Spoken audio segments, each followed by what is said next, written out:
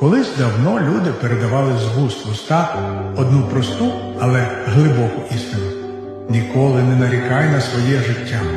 Бо щойно скажеш «погано мені живеться», небо почує і відповість «ти ще не знаєш, що таке справжнє лихо», і дасть тобі випробування, що в 10-ро важче.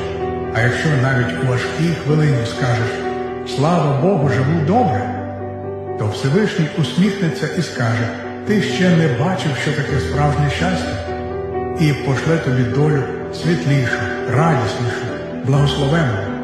Це не просто народна мудрість, це закон Всесвіту. Бо хто щиро вірить і дякує, той завжди отримає більше. Хто не втрачає зв'язку з Творцем, той наповнений енергією любові, спокою і внутрішнього щастя.